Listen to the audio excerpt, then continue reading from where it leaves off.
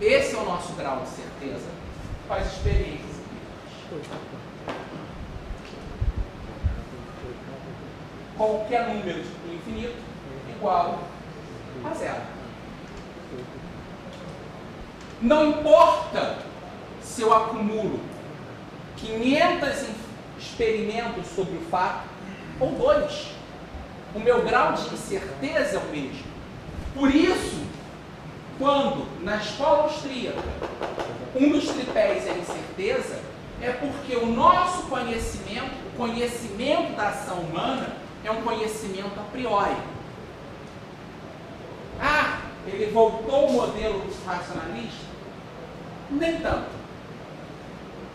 Porque ele não é um modelo matemático, é um modelo lógico, mas não matemático.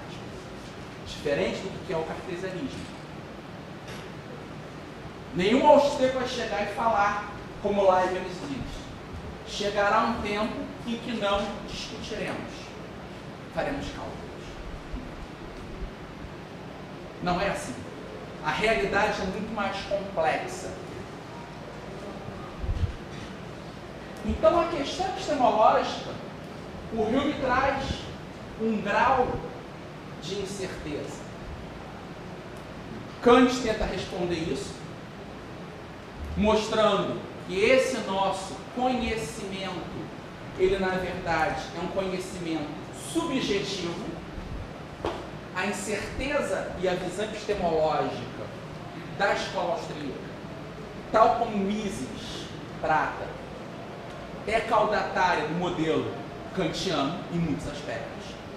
É a ideia de que eu não conheço a realidade tal como ela é. O meu conhecimento da realidade é mediado por mim mesmo. Então nós temos o sujeito e o objeto. Nós não conhecemos 100% o que é o objeto, nós conhecemos o objeto pelos olhos do sujeito.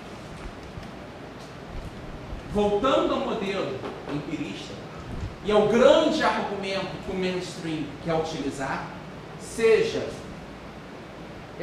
os keynesianos ou até mesmo os monetaristas, é a base nos cálculos, os gráficos.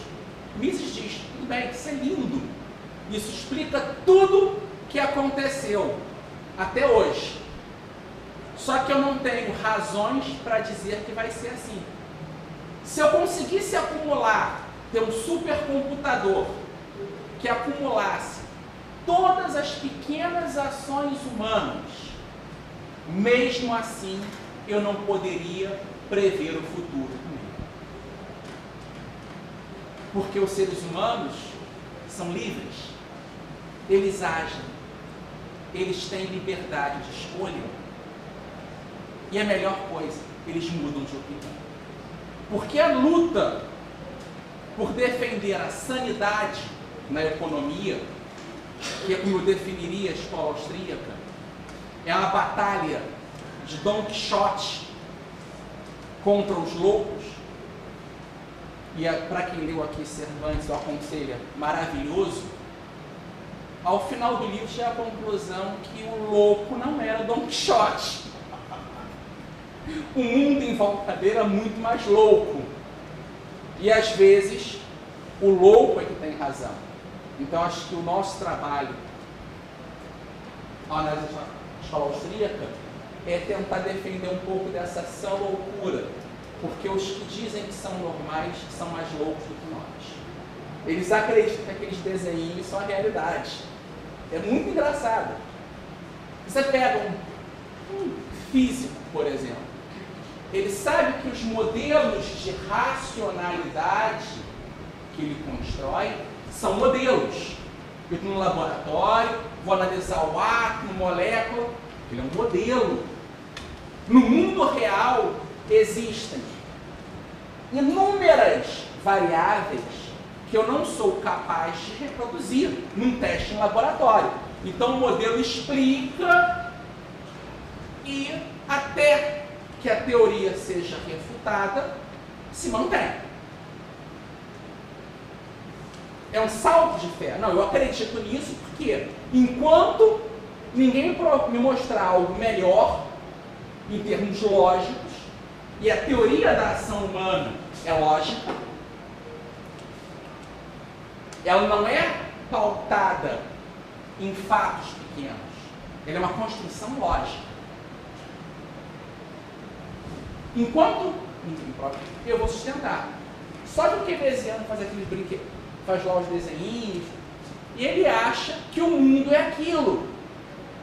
Quem é louco? Eu que digo, alto lá, isso é desenho. Ou ele que diz, não, isto é o mundo, e se eu mudar essa variável, eu subir aquilo. Não vai. A realidade é mais complexa. Eu posso ser louco, não, eu vou entesourar dinheiro.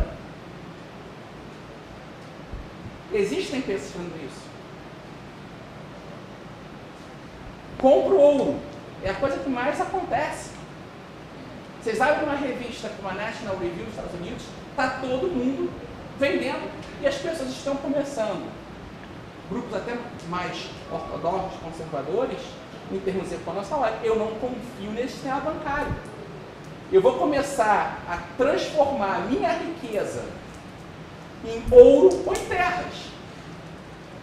Porque se a bomba, quando a bomba estourar uma nova crise, e vai acontecer, por quê? Qual foi a causa da crise? Dinheiro barato, papel pintado. Qual é a solução que estão dando? Pintar mais papel.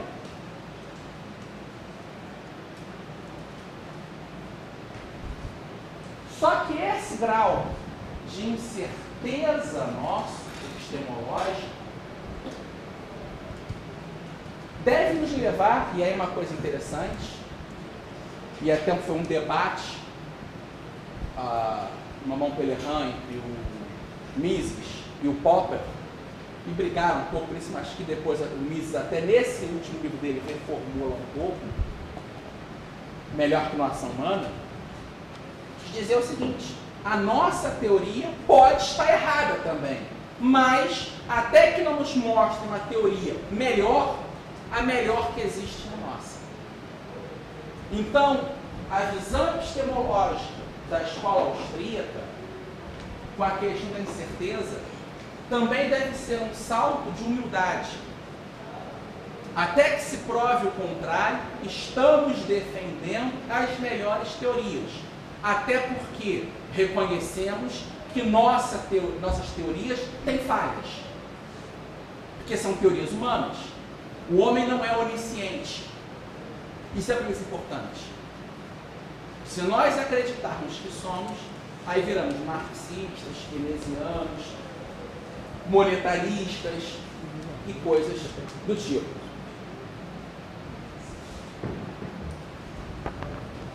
Na ação humana, um ponto fundamental são as escolhas.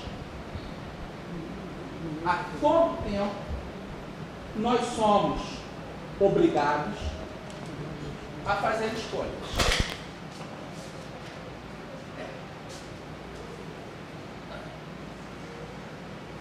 Algumas voluntárias, outras não. Eu teria que andar com mais cuidado para não derrubar a caixinha do som. Uma escolha. Essas escolhas, elas se dão com base em todo um sistema de crenças. É a questão axiológica da ação humana. Se nós chegarmos para um rabino ortodoxo e falar, meu amigo, desconto para você, rodízio de lombinho de porco, ele, pelas crenças dele, vai dizer, não, obrigado. Pode ser o melhor negócio do mundo. Mas a ação humana, ela é neutra em relação aos valores. Ela não vai dizer o que é certo ou errado, o que é belo, o que é feio. Mas ela entende que o tempo todo o processo de escolha dos indivíduos se pauta em critérios, às vezes, não racionais. A ação humana, ela é racional quando você age, e às vezes o agir da concepção de ação humana significa não fazer nada. Na concepção de ação que Mises, no Ação Humana, quem não conhece, aconselho. No site do Mises, também é uma reimpressão nova do livro. Ali, esse livro aqui, para a escola austríaca, eu considero uma bíblia. Quem quiser entender a escola austríaca, leia o Ação Humana. Vale mais, esse é um bom livro, que vale mais que o professor idiota que vos fala. Mas é uma leitura brilhante. Eu lembro a primeira vez que eu comecei a ler esse livro, foi em 92, por sugestão do Dr. Og Leme. Eu tinha lido antes disso alguma coisa de Friedman, eu li O Caminho da Servidão, do Hayek, tinha lido Adam Smith, e um bando de baboseira, Galbraith, Keynes, essas coisas. E eu comecei a ler o livro, e eu fiquei encantado. Toda quarta-feira, eu chegava às 2 horas da tarde, saindo do professor Og, e nós debatíamos de 2 às 3h30, às 4 horas, pedaços do livro. Ele chegava e falava, para de ler, lê esse livrinho aqui antes de continuar. E foi seguindo. E durante um ano, mais ou menos, nesse exercício. E é algo que eu não me arrependo de ter feito. Depois eu li o livro uma segunda vez por conta própria, já com mais leituras. E por conta desse curso, voltei a ele agora para relembrar algumas coisas. É um trabalho fundamental para entender a economia real, tal como funcionam esses processos de decisão. Em alguns pontos, não é um livro fácil. Ele requer, em alguns momentos, bases mais profundas em filosofia, principalmente no campo de teoria do conhecimento. Ele requer alguns conhecimentos históricos e ele requer, às vezes, entendimento de teoria econômica. Mas a clareza do Mises é impressionante. E os argumentos são conectados. Então, se você começa o livro seguindo os capítulos, se tentar, eu quero só ver a questão de juros, abre e lê. Se você não tem os pressupostos, você fala, isso é chato, não entende nada. Mas se você fizer a leitura linear do livro, você vai ver como faz sentido.